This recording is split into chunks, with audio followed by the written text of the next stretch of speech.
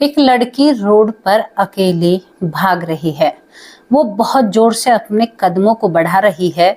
क्यों बढ़ा रही है? क्योंकि उस लड़की के पीछे कुछ मनचले पड़े हुए हैं और वो बीते 10 दिन से इस लड़की को परेशान कर रहे हैं।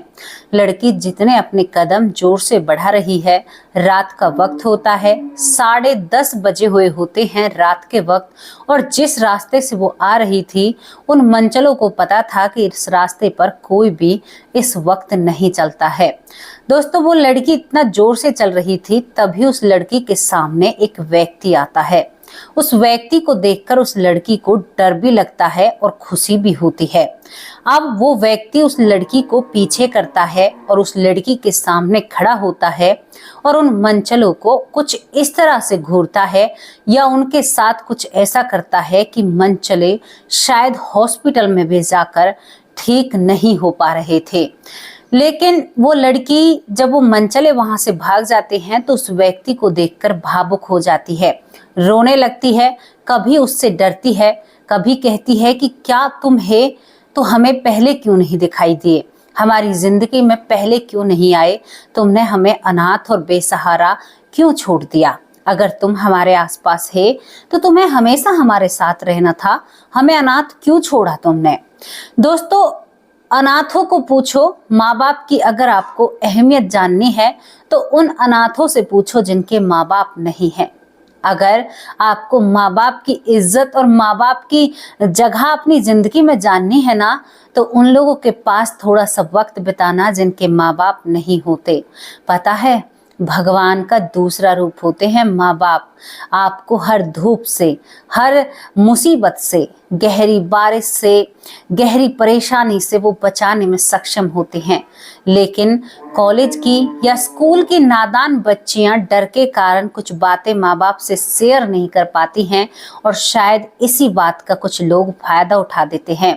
मैं वीडियो के माध्यम से स्कूल की जो गर्ल्स होती हैं या बच्चियां होती हैं 12वीं क्लास तक की, अगर उनके साथ कोई शोषण या गलत चीज हो रही हो तो वो बेझिझक होकर पहले अपने माँ बाप को बताएं, क्योंकि माँ बाप वो ढाल है जो तुम्हें दुनिया की हर मुसीबत से बचाकर और तुम्हारे चरित्र को दुनिया के सामने बिल्कुल साफ रखेगा। अगर यही बातें किसी दोस्त से भी करोगे ना, वो भी तुम्हारे साथ चालबाजी करेगा, लेकिन माँ बाप कभी ऐसा नहीं करेंगे।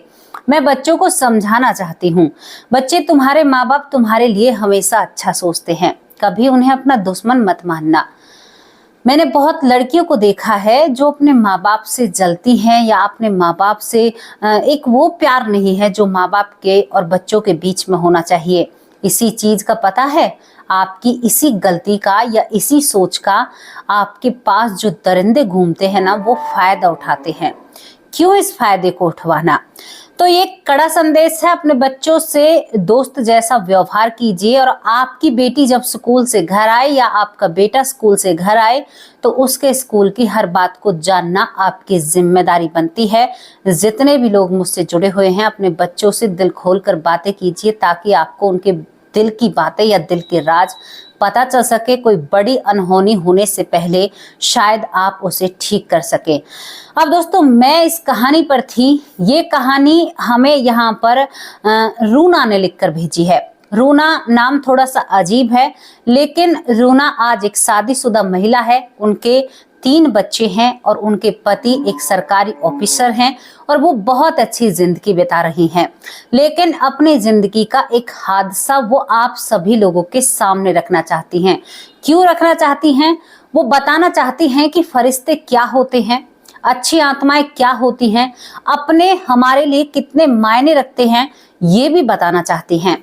रूना जो कि MP भोपाल की रहने वाली हैं। रूना का एक भाई होता है, ये दोनों बहन भाई होते हैं और इनके माँ बाप होते हैं। बहुत खुशी इनका परिवार होता है। पिता इनके उस जमाने के पटवारी थे, समझ रहे हो ना आप।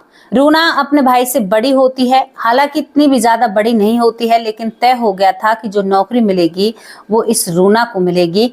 लेकिन रूना सभी समाज के सामने कह देती है कि नहीं, मेरी शादी हो जाएगी, मुझे पति लगा पढ़ा मिल जाएगा, लेकिन मेरे भाई की जिंदगी बर्बाद हो जाएगी। इस नौकरी को कुछ दिन के लिए वो रोक देती है क्योंकि उसके पिता और उसकी माँ इस दुनिया से चले जाते हैं और ये नौकरी इन बच्चों में से मिलनी थी किसी एक को।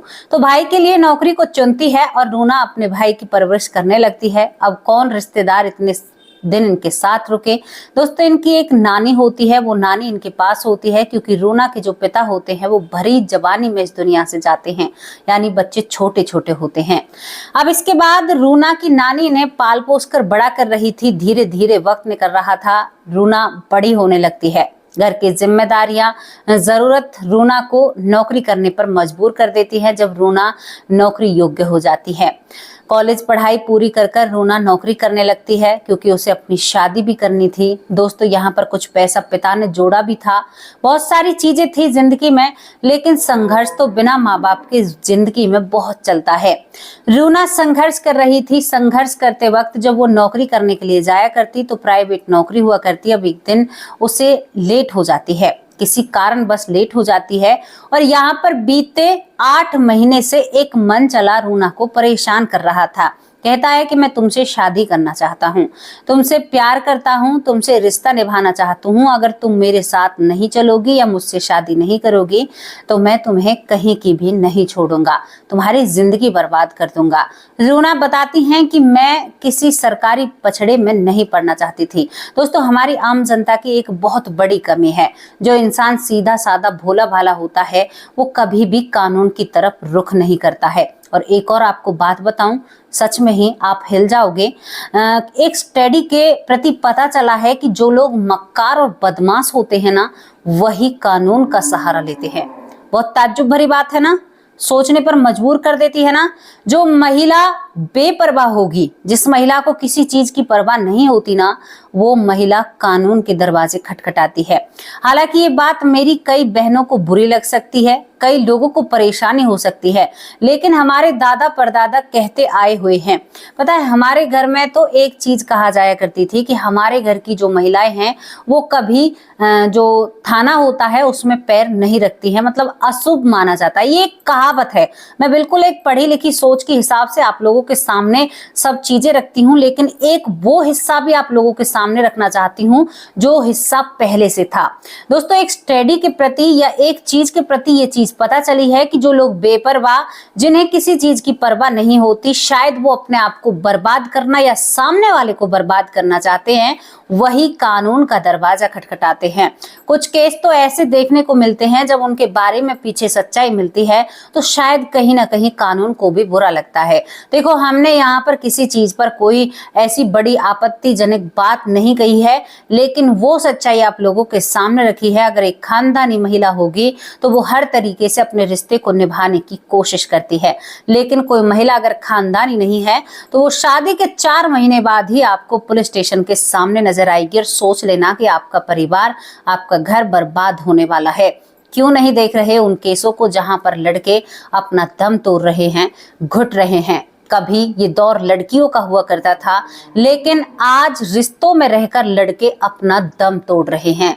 महिलाएं अपने कानून का नाजायज फायदा उठा रही हैं और इनकी वजह से जो दुखी लाचार महिलाएं हैं वो घुट कर रह रही हैं, उन्हें न्याय नहीं मिल रहा। क्योंकि जो महिला ज्यादा बोलती है, अपने आप को ज्यादा स्मार्ट समझती है, वो परिवार, देखो, स्मार्ट होना और एक चालाक होना अपने परिवार के लिए बहुत अच्छी बात होती है, लेकिन एक चालाकी होती है परिवार से विपरीत, वो परिवार को बर्बाद कर देती है। आपको समझना होगा, सोचना होगा। कभी भी कोई इंसान, सीधा इंसान, हमेशा कहीं पर आपकी लड़ाई होती है तो 4 बातें होती हैं, उसके बाद आप लोग, जो सीधा इंसान होगा कि कोई बात नहीं, पड़ोसी है, कह देते हैं। लेकिन कुछ पड़ोसी ऐसे होते हैं, थोड़ी सी बात पर आपको थाने तहसील की धमकी देते हैं और वहां पर जाकर खड़े हो जाते हैं। ठीक है भाई, कानून इसीलिए है, लेकिन अब यहाँ पर जो रूना होती है वो इन पछड़ों में नहीं पड़ना चाहती है। धीरे धीरे वक्त निकलता है। अब मैं उस दिन आती हूँ जिस दिन रूना को रात को करीबन 10:30 बज जाते हैं। भाई बहुत ज्यादा घर पर इंतजार करता है, नानी भी इंतजार करती है। अब रास्ते में वो मन चला 2 लड़कों के साथ रूना का पीछा करता है। 10 से 10:30 बज जाते हैं। वो जिस ऑटो में आई थी या तो एक ये प्री प्लानिंग था या कुछ भी था, वहां पर उसका ऑटो भी खराब हो जाता है। उसे रास्ते में पैदल चलना पड़ता है। पीछे पीछे वो लोग पड़े हुए थे और तरह तरह की रूना से बातें कर रहे थे। रूना कहती है कि मैं आज भी उस मंजर को याद करती हूँ तो मेरी आंखें भर आती, मतलब मुझे डर लगता है, क्योंकि एक डर का एहसास था। इसके बाद रूना अपने कदम बढ़ाती है तो पीछे उनकी परछाई और आवाज और जोर से रूना के पीछे कदम बढ़ाती हैं। रूना भागने लगती है, लेकिन दोस्तों तभी रूना के सामने एक बहुत बड़ी रात के वक्त लाइट में चमकती हुई एक परछाई नजर आती है, मानो को कितना लंबा व्यक्ति उसके सामने खड़ा हुआ हो। वो उसके पैरों से लेकर ऊपर तक जब देखती है तो देखती है कि सामने उसका पिता खड़ा हुआ था, जो बहुत दिन पहले उन्हें छोड़कर गया था एक हादसे के जरिए। रूना घबराहट में पीछे कदम हटाती है कि ये मेरी आंखों का भ्रम है, ये क्या है। तो यहाँ पर वो परछाई और वो बड़ा व्यक्ति आगे बढ़ता है और रूना से आगे निकलकर उन लोगों को पीटने लगता है। दोस्तों उनकी हालत बहुत खराब थी और वो उनके ऊपर इतनी जोर से चीखता है कि वो लड़के डर के मारे अपनी पैंट में मूत जाते हैं और कहते हैं कि भूत आ गया। यानी वो दिखने में ही भूत जैसा लग रहा था। रूना अपने मुंह पर हाथ रखकर किच्ची बांधकर वहीं पर सड़क पर बैठ जाती है, क्योंकि उसके पास कोई ऐसी चीज नहीं थी। वो कैसे जाए, क्या करे। जब वो मन चले वहां से डरकर भाग जाते हैं तो ये परछाई जो रूना को अपने पिता की तरह दिख रही थी, ये रूना की तरफ मुड़ती है और रूना से कहती है कि बेटी। तो रूना अपनी आंसुओं से भरी हुई आंखें, जो मोटी मोटी आंखें आंसुओं से भर रही थी, वो देखती है कि वो पिता एक शांत रूप में उसके सामने खड़ा था और उसकी आंखों में आंसू थे। कहता है कि बेटी बहुत संघर्ष करना पड़ रहा है। रूना कहती है कि क्या आप सच में मेरे पिता हैं? वो कहता है कि हाँ बेटी, मैं तेरा पिता हूँ। तो रूना कहती है कि नहीं, मेरे पिता तो मर चुके हैं, आप मेरे पिता कैसे हो सकते हो? वो कहता है कि नहीं बेटी, मैं तुम्हारा ही पिता हूँ। मैं तुम्हारा रोज ध्यान रखता हूँ जब तुम इस रोड से गुजरती हो। यानी उसका पिता वहां पर रहता है। रूना कहती है कि माँ कहाँ पर है? वो कहता है कि माँ को माँ के कर्मों के हिसाब से मेरे पास से भेज दिया गया है। इतनी तक रूना को जानकारी दी जाती है। वो कहती है कि जब आप हमारे आसपास हैं तो हम इतने दिन से अकेले रह रहे हैं, आपने सहानुभूति या प्रेम क्यों नहीं दिखाया?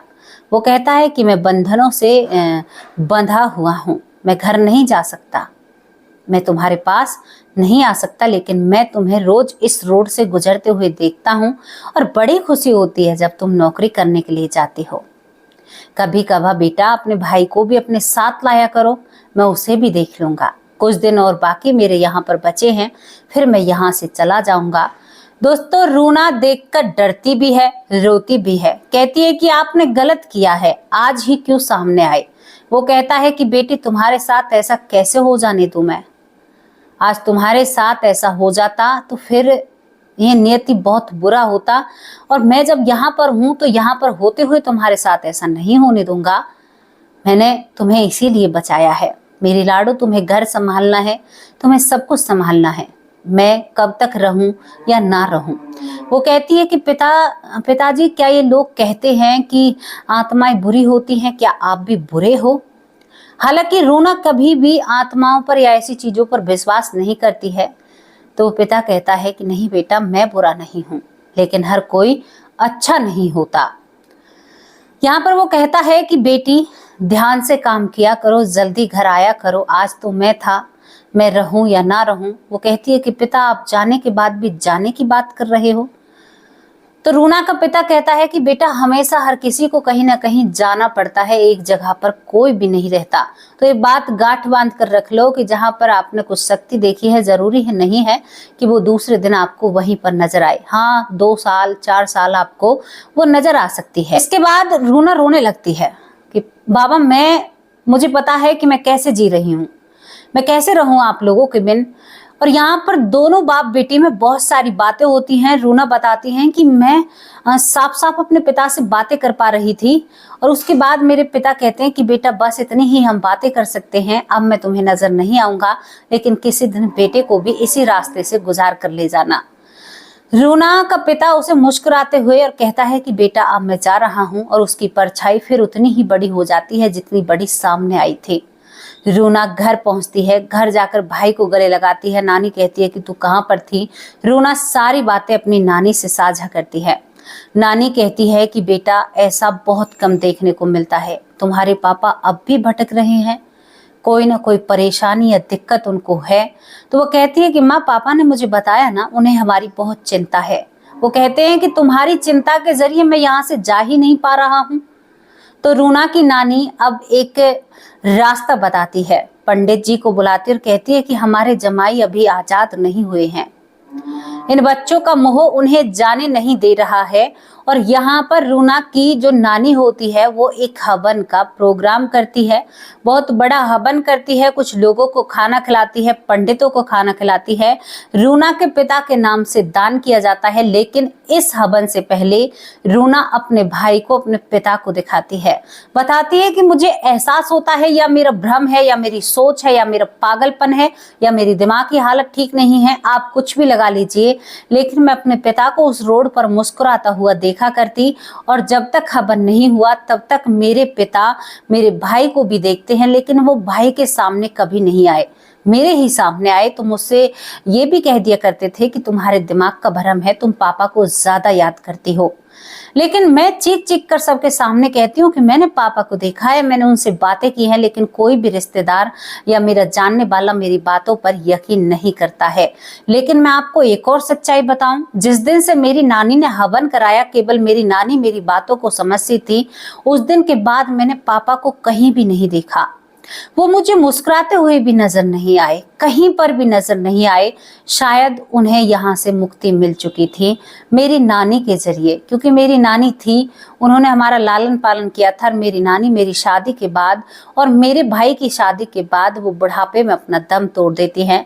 बहुत बुजुर्ग थी, जब भाई की शादी होती है तब तक वो उनकी याददाश्त भी जा चुकी थी, मतलब बुढ़ापे के करीब बहुत ज्यादा पहुंच जाती हैं। आज मैं और मेरे भाई बहुत खुश हैं, लेकिन मैं पापा के उस वाक्य को आज तक भी नहीं भूली। मेरे पापा ने मेरी इज्जत और मेरी मान मर्यादा और मुझे बचाया था। मेरे पापा बहुत अच्छे इंसान थे, लेकिन पता नहीं वो यहाँ से जा क्यों नहीं पाए, मुझे यही समझ में नहीं आता है। दोस्तों, रूना बताती हैं, रोते हुए भावुक हो जाती हैं, जब इस कहानी को लिखकर भेजती हैं हमें, तो वो बहुत ही ज्यादा भावुक हो जाती हैं और कहती हैं कि मैं आज भी उन्हें याद करती हूँ। कहती हूँ कि एक बार तो और नजर आओ, लेकिन अब वो मुझे नजर नहीं आते। मेरे बच्चे बड़े हो रहे हैं, लेकिन वो कभी भी मुझे नजर नहीं आते। तो दोस्तों, आप रूना की इस कहानी पर कितना विश्वास करते हो? क्या सच में ही कोई पिता मरने के बाद एक बेटी को बचा सकता है? मैं सोचती हूँ कि अगर आत्माएं ऐसा करती हैं, तो जो हमारी उन लड़कियों के साथ गलत होता है, जिनके साथ हर पल हर घड़ी गलत किया जाता है, भगवान उन्हें भी इसी तरह बचवा दे। लेकिन दोस्तों, एक और बात, पॉइंट जो छुपा हुआ है, इनमें भी कोई ना कोई राज होता है। हम कभी कभी नहीं सोचते हैं कि ये कुछ चंद लोगों के ही साथ क्यों है? सोचने वाली बात है ना। सब कुछ सबके एक जैसा साथ नहीं होता, सबके साथ अलग घटनाएं होती हैं। ऐसा तो नहीं है कि हर किसी की इज्जत लूटी जाती है, ऐसा भी नहीं है कि हर किसी के साथ एक जैसा ही उसकी मृत्यु का काम हो। सबका रहस्य और सबके राज अलग है ना। तो कुछ ना कुछ तो बात रही होगी हमारे अगले पिछले कर्मों की, जो हमारे साथ ऐसा घटित होता है। हमारे कर्मों के हिसाब से हमें रिश्ते मिलते हैं, हमारे किए हुए कर्मों के हिसाब से रिश्ते, प्यार, परिवार, पत्नी, भाई, बहन, सब कुछ हमारे कर्मों के हिसाब से मिलते हैं। दोस्तों, एक पुनर्जन्म की घटना है जिसे शायद मैं बताना नहीं चाहती थी, जहां पर एक व्यक्ति ने 8 साल की बच्ची के साथ बहुत गलत किया था। लेकिन जब वो लड़की दूसरा जन्म लेती है तो वो उस व्यक्ति को देखती है, तो उस व्यक्ति को कीड़े पड़े थे, और उस व्यक्ति के प्राइवेट पार्ट पर कीड़े पड़े थे, और इस कदर कीड़े पड़े थे कि उस व्यक्ति को कोई उठाने वाला नहीं था। ये तो थोड़ी सी बात है, और जो कुछ वो भुगतेगा ना, वो अगले जन्म में भुगतेगा, क्योंकि उसकी एक निर्धारित समय की सजा थी। सजा के बाद वो लड़की, पता है आपको, दूसरा जन्म लेकर उससे पुलिस वानी की जेल में मिलने के लिए जाती है। ये बहुत रोचक कहानी है। अभी तक मैं अपने चैनल पर इस कहानी को लेकर नहीं आई हूँ। वो लड़की जब जेल में उससे मिलने के लिए जाती है तो वहां पर सभी कैदी ऐसे होते हैं जैसा ये कैदी था जिससे मिलने के लिए लड़की जाती है, जिसके साथ गलत किया था। इस बार वो करीबन 6 साल की होती है। दोस्तों, वो काफी दिनों से जेल के अंदर बंद था और एक समय था उसको फांसी देने का। लेकिन इसके बाद जब वो लड़की उसे देखती है तो उसे बहुत तसल्ली होती है। जेल के अंदर उसे कीड़े पड़े हुए थे और यहाँ पर डॉक्टरों ने बहुत कोशिश कर ली थी उन्हें ठीक करने की, लेकिन बताते हैं कि जब उसे कीड़े खाया करते थे ना तो वो जेल के सेल के अंदर बहुत जोर से चीखा करता था। कैदी उसके पास भी नहीं बैठते हैं और कीड़े पड़ते हुए भी उस व्यक्ति को कानून सजा देता है और वो लड़की नृत्य करती है जब उस व्यक्ति को सजा मिलती है। हालांकि उस लड़की की बात पर कोई भी भरोसा नहीं करता है, लेकिन वो लड़की बताती है कि अब मुझे शांति मिली है। ये केस बहुत ही रोचक था, बहुत ही सुर्खियों में चला था, लेकिन ये कहानी मैं आपको जल्द ही अपने चैनल पर लेकर आऊंगी। पूरी तरह से इसकी तहकीकात और जानकारी अभी मेरे पास इतनी ही जानकारी है कि इस लड़की के साथ ऐसा हुआ था और इसने देखा था। ये लड़की झुग्गियों में रहती थी और ये व्यक्ति शराबी था। तो आप सोच कर देखिए, जिस व्यक्ति को जीते जी कीड़े जो काट रहे थे और कीड़े काटने के बाद भी, बहुत डॉक्टर इलाज के बाद भी ये कीड़े नहीं जाते हैं, तो ये इसका भोग था ना, ये इसे भोगना था। तो हमें कुछ नहीं पता, ये तो चलो हमारे सामने एक आ गया कि हाँ ये ऐसा हुआ है और सभी को पता था कि इसने 8 साल की बच्ची के साथ ऐसा किया है, तभी ये भोग रहा है और कोई उस पर ज्यादा ध्यान नहीं देता। लेकिन लड़की भी दूसरा जन्म लेकर आ जाती है वहां पर। तो ये बहुत सारी चीजें होते हैं। इस पर अगर कोई फिल्म बनाए तो बहुत अच्छी और समाज में एक जागरूकता लाने वाली मूवी बनेगी। लेकिन दोस्तों, यहाँ पर ये जो हमारा बॉलीवुड है वो कहाँ ध्यान देता है ऐसी चीजों पर। तो आपको ये कहानी कैसी लगी, जहां पर एक पिता ने अपनी बेटी की इज्जत को बताया? आप अपने राय कमेंट बॉक्स में जरूर रखना। और दोस्तों, आप लोग तो सच में ही मेरे परिवार का वो हिस्सा हैं जिसे मैं अटूट माना करती थी। सच में ही उस बात पर आप खरे उतरे हैं।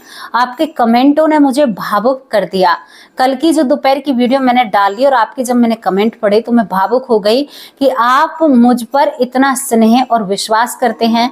मैं भगवान से प्रार्थना करती हूँ कि मैं आपके विश्वास और स्नेह पर खरी उतरूं, कभी भी मुझसे कोई गलती ना हो। बहुत अच्छा लगा आप सभी लोगों के कमेंट पढ़कर। अब शाम की वीडियो में आप लोगों के नाम के साथ हाजिर होंगी। तब तक के लिए नमस्कार, जय हिंद, जय भारत।